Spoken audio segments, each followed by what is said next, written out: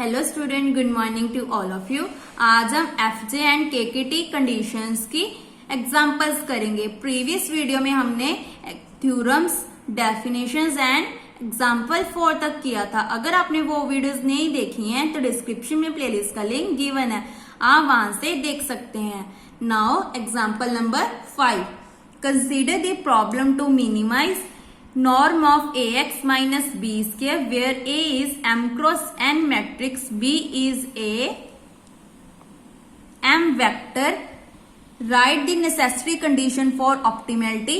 इसकी हमने थ्योरम भी की थी, तो थ्योरम के साथ ये क्वेश्चन आपको आ सकता है, तो ये बहुत इंपॉर्टेंट क्वेश्चन है। Is this also a sufficient condition, इसका मतलब जो नेसेसरी और सफिशिएंट हमने थ्योरम्स की थी तो उसके साथ ये एग्जांपल आपको आ सकती है। तो इसको हम स्टार्ट करते हैं। नाउ गिवन क्या है, norm of A X minus B square, तो इसको हम कैसे लिख सकते हैं, नॉर्म ऑफ एक्स स्क्वायर को कैसे लिखते हैं हमेशा, एक्स ट्रांसपोज एक्स। तो सिंपली यहां पे लिख दिया A X minus B transpose A X minus B. जो ट्रांसपोज है उसको अंदर ले आए तो क्या बन गया, इसके इंटरचेंज हो जाता है, क्योंकि हमने पढ़ा है ए बी ट्रांसपोज क्या होता है, बी ट्रांसपोज ए ट्रांस। तो सिंपली यहाँ पे यूज कर लिया और A X minus B as it is. Next step में ब्रैकेट्स ओपन कर दी तो हमारे पास ये दोनों टर्म्स सेम आ रहे, तो क्या बन गया, -2 X transpose A transpose B.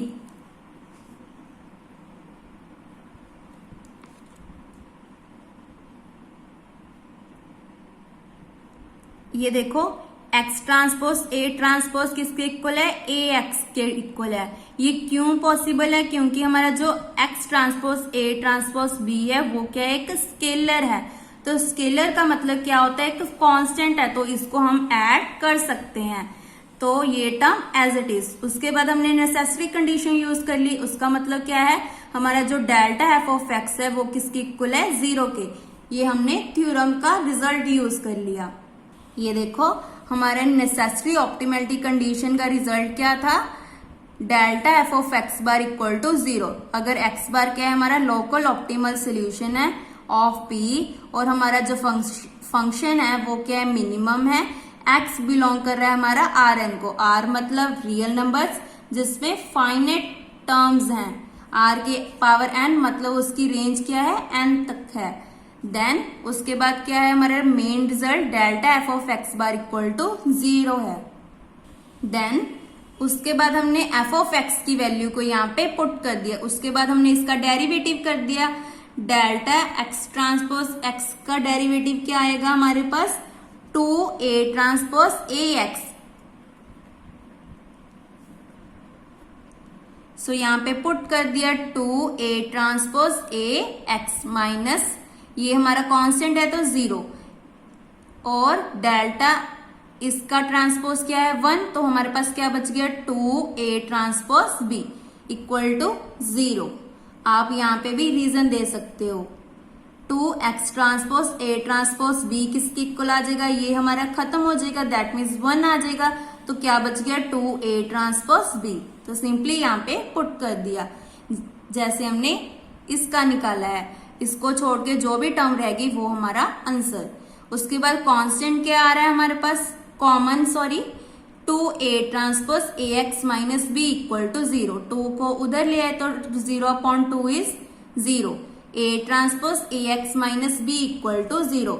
Now function किसके इक्वल था हमारे पास, X transpose A X minus 2 X transpose A transpose B plus B transpose B contains linear part, only linear part को कंटेन किया है। तो लीनियर हमारे दोनों पार्ट है, ये हमारा क्या है, एक स्केलर है।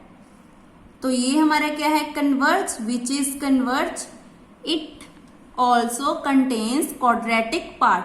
क्वाड्रेटिक पार्ट हमारा कौन सा होता है, जिसपे ये होती है A x transpose A x, ये हमारा होता है क्वाड्रेटिक पार्ट, जिसमें एक्स ट्रांसपोज ए एक्स साथ में हो, मल्टीप्लाई में हो।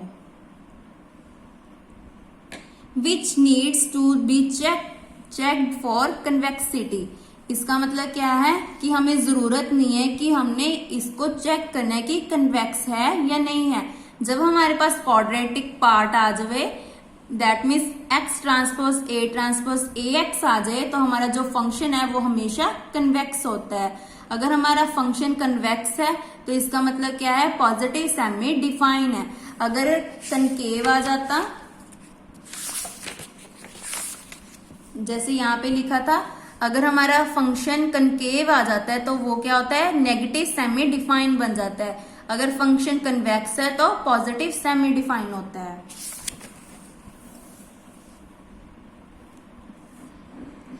Now we know that X transpose G X, G किसको ले लिया, ए ट्रांसपोज ए को ले लिया, X transpose G X is convex, तो ये हमारा बन गया पॉजिटिव सेमी डिफाइन, क्योंकि मैंने अभी बताया है कि अगर फंक्शन हमारा कन्वेक्स हो तो वो क्या होता है, पॉजिटिव सेमी डिफाइन है। वे जी हमारा किसके इक्वल है, A transpose A. Therefore d vector belongs to R n, that means d vector transpose G d vector, आपने यहाँ पे वेक्टर डाल देना है, क्योंकि हमेशा जो डायरेक्शन है उसके ऊपर वेक्टर एरो जरूर डालना चाहिए हमें। नाउ इसकी वैल्यू पुट कर दी A transpose A. Then next step में क्या किया, टर्म्स को कंबाइन कर लिया, इन दोनों को कंबाइन कर लिया और इन दोनों को कंबाइन कर लिया।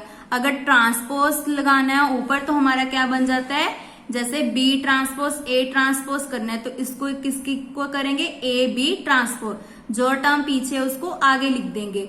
ऐसे हमने यहाँ पे किया है ए डी का transpose, A d as it is, तो ये हमारा बन गया formula, A transpose A is equal to norm of A square, और नॉर्म हमेशा ग्रेटर देन इक्वल टू 0 होती है।